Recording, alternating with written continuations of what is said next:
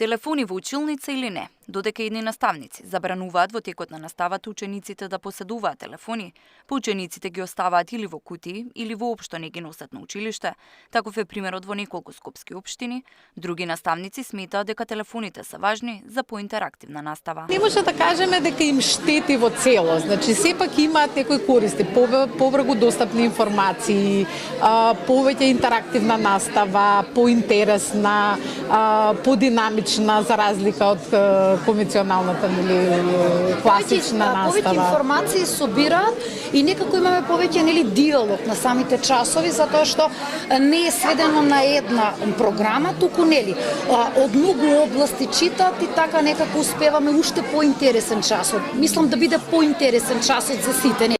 Министерката за образование смета дека учениците кои немаат телефони при наставата се повеќе фокусирани на учењето, но сепак се потребни во современата настава.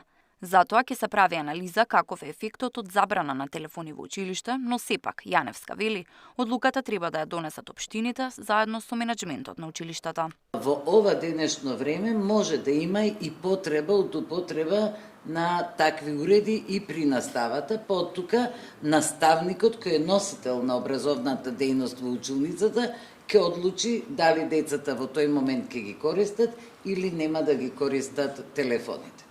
Најчесто користени апликации кај младите пак се TikTok и Instagram, а дел од нив повеќе од половина од денот седат на телефон. Време во денот поминуваш на интернет или на социјални мрежи?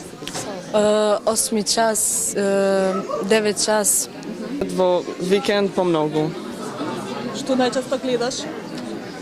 TikTok, YouTube, Вско, Spotify, слушам музику. За TikTok предизвиците поради кои голем број на ученици за време на училишниот ден завршија во амбулантите со повреди, од детската амбасада Мегеши вела дека мора да се има постојана комуникација на релација родител-дете и да им се укажува за штетните последици од актуелните трендови. Затоа ние постојано апелираме родителите да разговараат со своите деца, да им укажат на последиците кои што произлегуваат од тие трендови и што значи доколку го следиме трендот, каква последица може да имаат истите. Денеска се одбележува меѓународниот ден за безбеден интернет. Тамара Дичевска, Сител телевизија.